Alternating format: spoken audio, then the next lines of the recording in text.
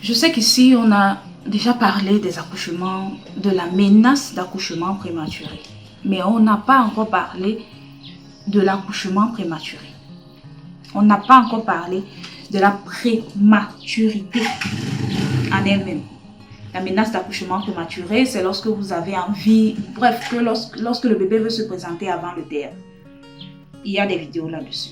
Mais maintenant, la prématurité, c'est lorsque le bébé naît avant le terme. Quand on parle même de terme là, on parle de quel terme? Quels sont les types de prématurité ou de prématuré? Pour découvrir ceci et beaucoup d'autres choses intéressantes, je vous invite à écouter cette vidéo jusqu'à la fin parce que je sais qu'il y a des femmes qui ont des bébés prématurés et qui s'inquiètent. Ou alors ces femmes-là qui ont des menaces d'accouchement et qui ont peur de faire un accouchement prématuré, qui ont peur de toucher leur bébé prématuré.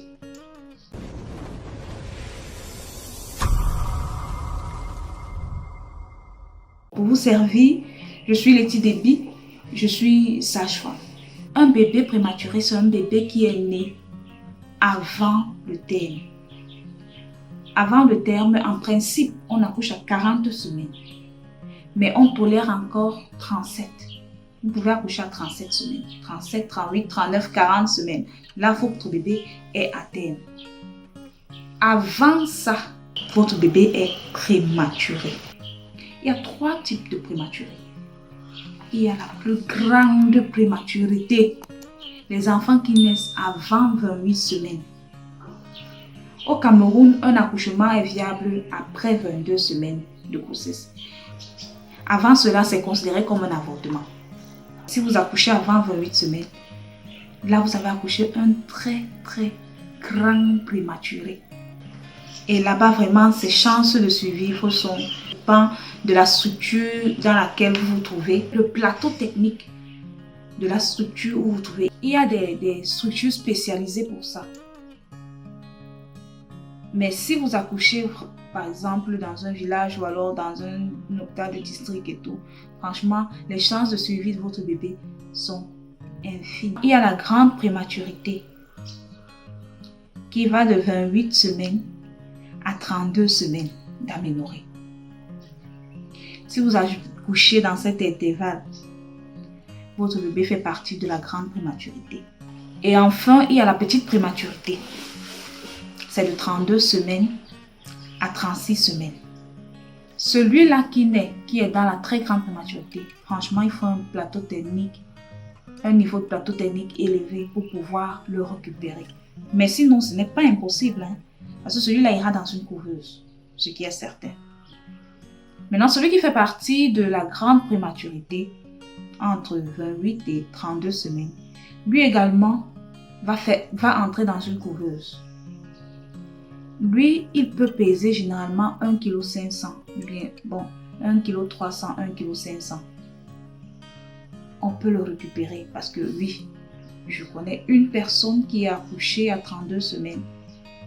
Le bébé pesait 1,5 kg. Et ce bébé, si vous le voyez maintenant, vraiment, vous n'en reviendrez pas. Elle est dodue. Elle est bien portante. Parce que justement, sa maman a suivi tous les conseils. Le bébé a fait 1 semaine dans la couveuse. Parce que pour que le bébé passe du temps dans la couveuse, c'est aussi de l'argent.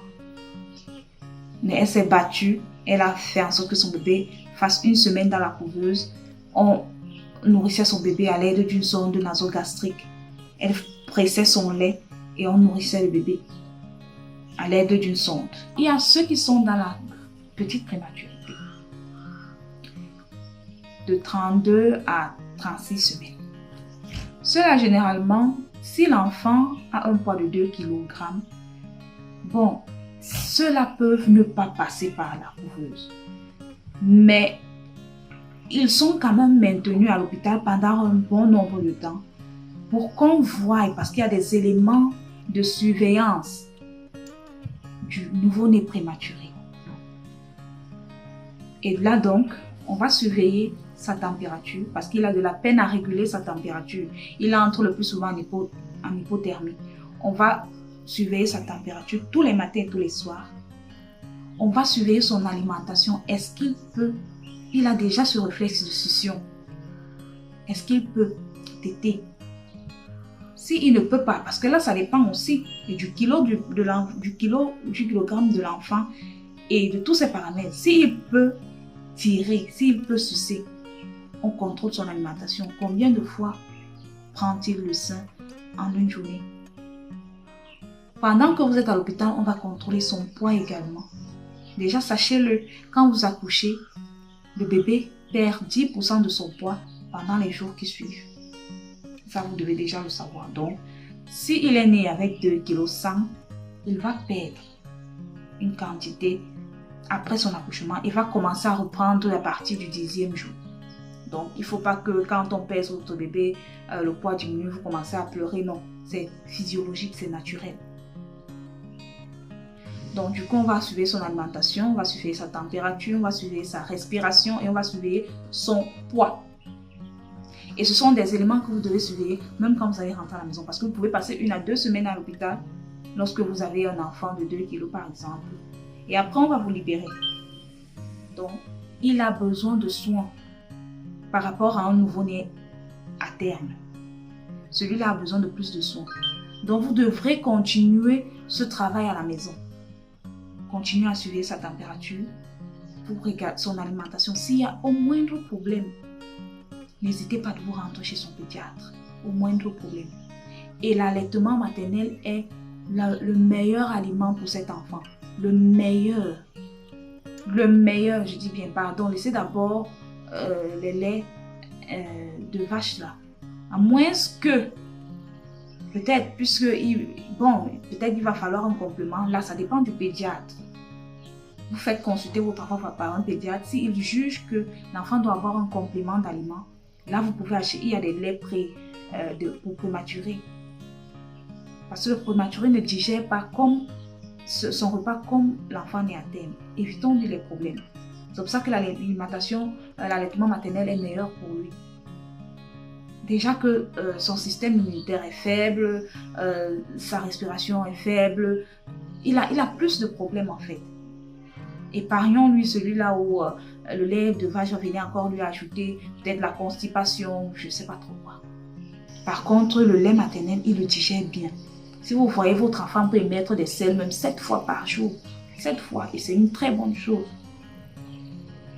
Donc voilà en quelque sorte ce que j'avais à vous dire sur la prématurité. Il y a des soins appropriés pour les prématurés, ça on va les voir plus tard. Mais là, je voulais juste vous parler des prématurés et des éléments à surveiller chez ces derniers.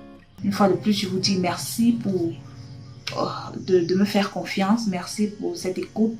Et rassurez-vous, les retours, je les ai via WhatsApp ou alors dans les commentaires. Et merci beaucoup, je serai toujours là pour vous servir. Si vous avez un problème, n'hésitez pas de les placer dans les commentaires et on sera toujours là pour vous répondre. Et une fois de plus, n'oubliez pas de partager les vidéos.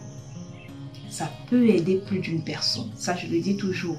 L'entourage, celles-là qui ne sont pas encore enceintes, celles-là qui ont un projet bébé, celles-là qui veulent se mettre en couple.